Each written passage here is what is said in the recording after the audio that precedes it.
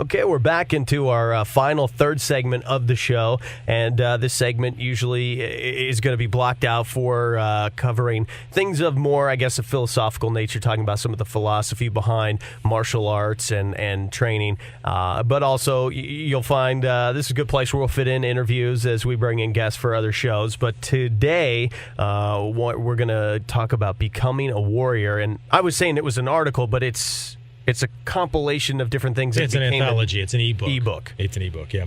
It's actually an anthology of a bunch of articles that I've written on the topic. There's one in there on the whole Takagi Ocean thing, which we just talked about. There's that fighter soldier warrior thing in there. When I tend to write like I talk, so they're really long articles. They became book chapters, and they're there. But, yeah. Sure I didn't talk enough about philosophy up to this point? Yeah. Folks, there will be no shortness or no lacking of content or, yeah. Absolutely. Anyway, he was just saying earlier, toss out a word. And I don't know if I'll just give you one word, and then we'll let you go. We can run with it, but hey. It's kind of like shaking up the baby and say, go that way. Alrighty then. Don't become a parent. Anyway, so becoming a warrior. I don't know. Different people have different philosophies about taking a warrior, but since it's my show, I guess I get to talk about it, right? That's right. I think it comes down to what warriors are all about. Well, you know what? Let's start here. I was going to start with something else, but let's start with a different topic. If you've ever seen the kanji, the Japanese-Chinese character for Bu, for warrior or martial, yeah, have you seen that? Mm-hmm. Okay. It's actually made up of two other kanji, yes? Okay. One is an old kanji that's not used anymore. It represents conflict. It kind of looks like the side of a castle or a castle wall. Okay. Abutment with some arrows or rocks flying over the top of it, right? And then the other one is a common kanji that is even seen in Japan today. It represents, or it's, symbolizes the word or the concept of stopping. Okay. So on stop signs, they don't use the Western alphabet stop, right? There's this sign, and it has this kanji on it that means stop. Okay? So now knowing that kanji are pictographs, they're pictures of a concept. Yeah. What's the meaning behind martial or warrior? Not to fight, not to destroy or conquer, to stop conflict. Mm-hmm. Which is kind of backwards if you're looking to be a fighter, certainly if you're looking to win a trophy in some, I don't know, extreme martial arts or MMA thing or whatever, right? It flies in the face of that, okay? So, but warriors also understand that you may have to engage in conflict to stop it, kind of like the guys who are the troubleshooters or the firemen or in oil fields. Okay, do you know how they put out like a what do you call them? It's an oil, not the rig, but like once they drill and it spouts, right? Mm-hmm. If one of these things catch on fire, which often happens because of static electricity or whatever, do you know how they put those out? No. Okay, they actually have a whole bunch of explosives that they wrap into a bundle and use a crane to stick it right in the middle of the fire, and they detonate it. Okay, and how does that? It knocks all the oxygen out of the area. So it puts out the fire. Chokes the fire. It chokes the fire. Wow. So now all you have is a gusher of oil again. Now you can cap this thing and everything is good, right? So that's the concept, or that's the idea, or the take that a warrior takes on conflict. Okay? You go in there, you remove their resources, supplies, and all that. They can't fight. Okay, you take away their balance, their will to fight, whatever. Mm-hmm. But see, it's a removing of. It's not a fanning the fire. It's not a trying to prove you're right kind of thing. Okay, and you're actually doing it to protect something grander than yourself. Okay, there's this thing about warriors where first a warrior protects his country, the land that shelters and feeds him, that takes care of him, that kind of thing, right? Mm-hmm. Then he protects his family and community. Right? Those people that look to him for support and security and protection. And lastly, he protects himself. So a warrior doesn't get involved in ideological crap, arguments over this or that. But a warrior does get very clear about what's important to them and the way they're going to live their life and what they're willing to defend. So in essence, they do draw that line, okay? And that's the stand they take, okay? It's not that it's set in stone for the rest of their lives, but they're not vague. They don't go through life agreeing with one person one day and somebody with a completely different ideological view the next day because they don't want to hurt that person's feelings or say no or whatever. Now, they don't get into arguments either. But at the same time, if somebody's about to step over that line, okay, so I've done this. I mean, for a lot of my adult students, and I'm not sure if you went through the process or not. I'm pretty sure you did. But we have that life purpose process, right? Breaks the whole thing into, or the whole idea of, what makes you make the decisions that you do? Why do you do what you do and how you do it? We break that down into five kind of neat little exercises so you can sum it up, right? But what you come out of that with is, at the very least, you come out of it with, I don't know, 2, 3, no more than half a dozen things that if you could live your perfect life, what must be a part of that life? What must be in it, right? If you could engineer your life. Remember that? I remember that. And then you also come out with the opposite too. 2, 3, no more than 5, 6, half a dozen kind of things that if you could generate your perfect life, what 2, 3, half dozen, whatever things would you not tolerate, could not be in that life? See how we've drawn the line? Mm-hmm. Now, I'm remarried, right? And one of the things that my wife is most grateful for, now she jokes about it as well, but she's most grateful for is that I came to her with a list. There's only 5 or 6 things on each side. What I want, what I won't tolerate. Mm-hmm. I didn't present those to her as in, you have to do these things or else, right? It wasn't about changing her. When we first met and just out of idle conversation or just having some chit chat, I made it very clear. This is what I stand for. This is me. I'm always changing and I'm always working on things. But at this point in my life, I've been married before. I've got kids. I'm getting older, that kind of thing. These things are important in my life. So this is a do-over. I get to create my life. Mm-hmm. So in my ideal life, I must have these things. And they're not material things. They're not a car, big house, whatever. They're things like access to my teachers, the freedom to express myself without fear of retribution, especially from my loved ones. Intimate relationships, and I mean that in business sense, friendship sense, marriage sense or whatever, but connected to the other person, not a my way or the highway kind of thing. I have to have these things, right? Mm-hmm. So we laid these things out, but what was refreshing to her was here was this guy who was real clear about his life, and then she was left to decide whether, 1, she was that kind of person, and 2, whether that was what she wanted to pursue.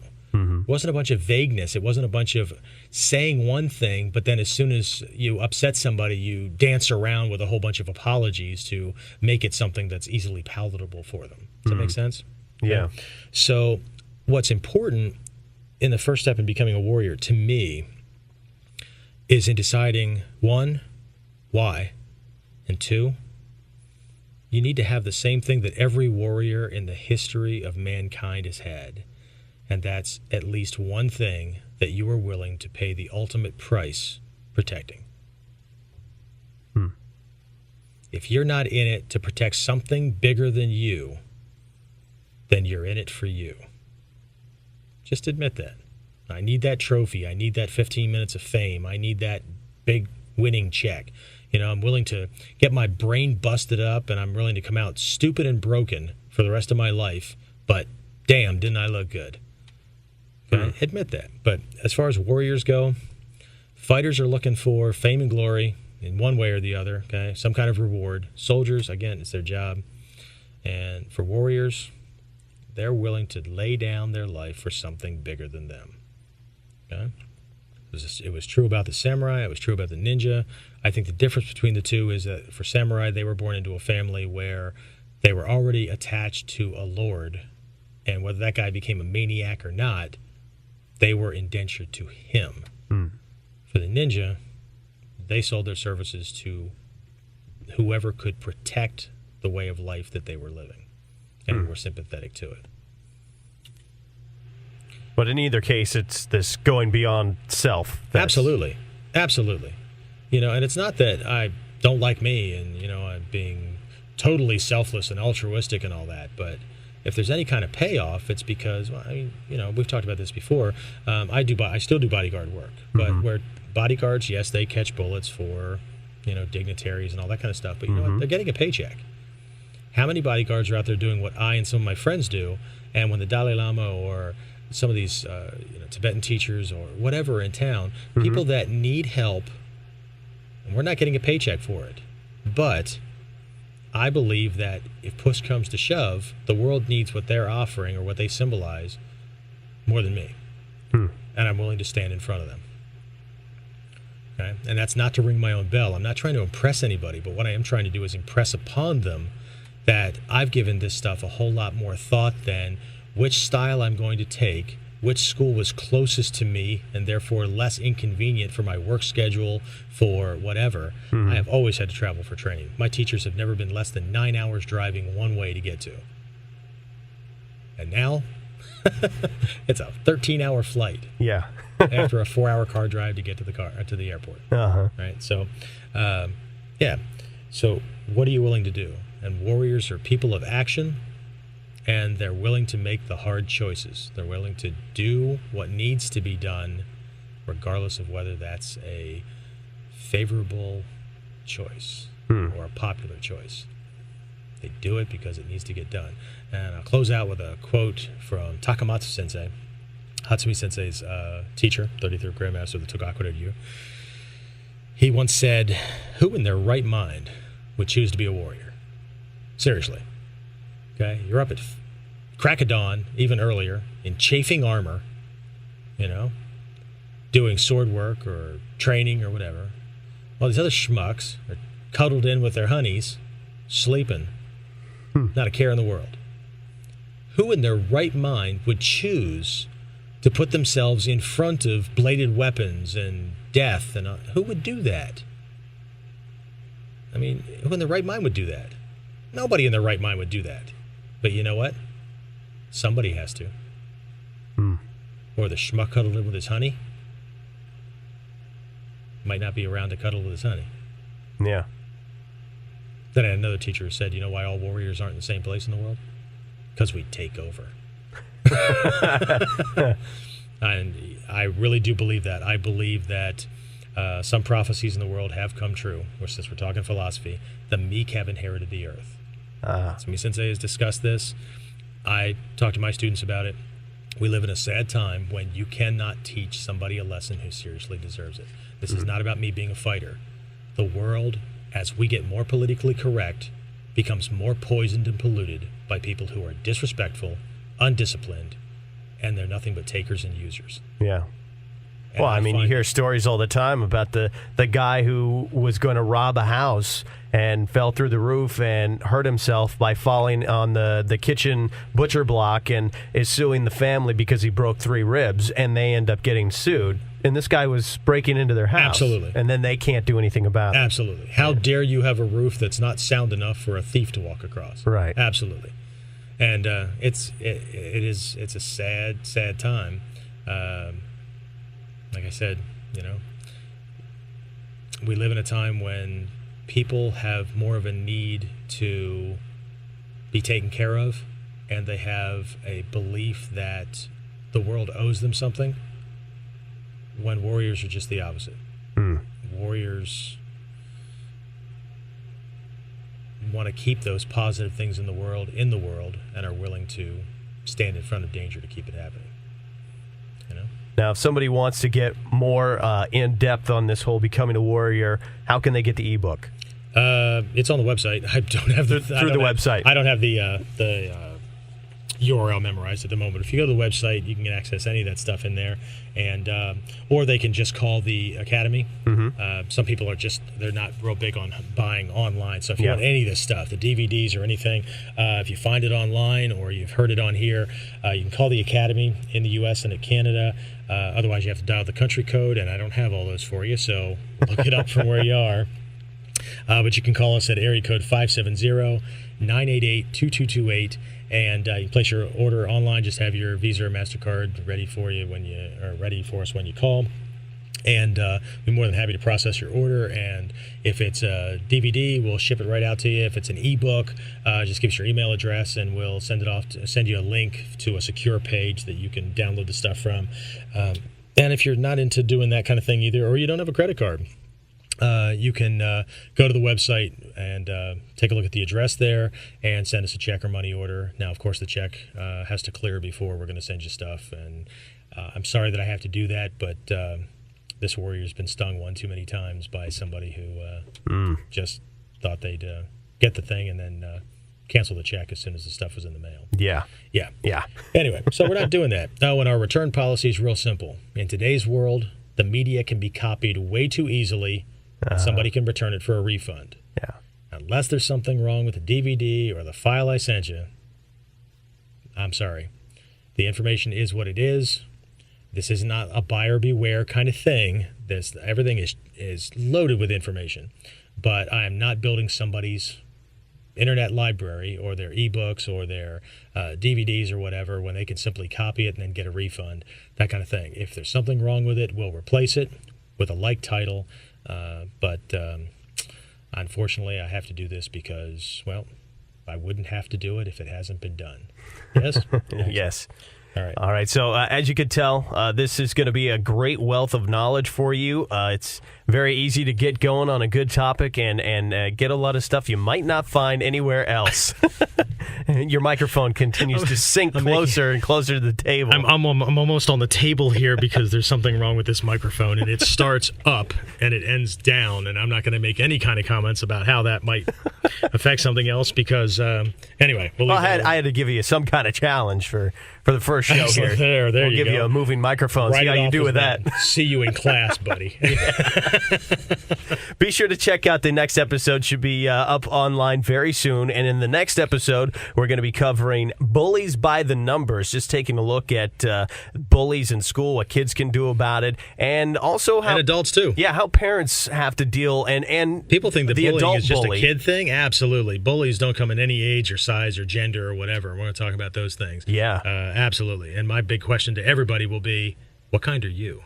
So a lot of people, I guess in some ways, we all kind of can bully one another. We haven't even thought about this. We just learned different ways to get things we want in the world. And we're going to take a heartfelt look at how we might do it, because you know what? We can't learn to defend against them until we can understand where they come from.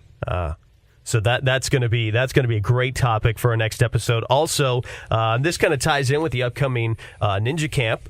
That's going to be on the way here very soon, and you can check out the website to get signed up for that, the Ninja Katana. And so we'll get into looking at the ninja sword and how it differs from the traditional samurai sword and its usage and design. And then finally, the Sanmitsu, the ninja's avenue for success. And we'll 3 secrets. That's right. We'll get into all of that. So Absolutely. It's going to be a great episode coming up. So look for that up soon. But hopefully you've enjoyed this. I'd like to say I'm not going to talk nearly as much, but you know that's not true. We'll just start you up and let you go. It works out good. It's like the Energizer Bunny of self-defense and Ninjutsu guys. Thank you very much again, and please send your comments. We want to know what you think, not only about the show, but I'm sure you've got lots of questions and suggestions for topics you'd like to know more about. And again, Warrior C at warrior-concepts-online.com is the email address. And again, check out warrior-concepts-online.com for more information on all of this. Thank you again, and thank you, Shidoshi Miller. That's what I'm here for. Thank you.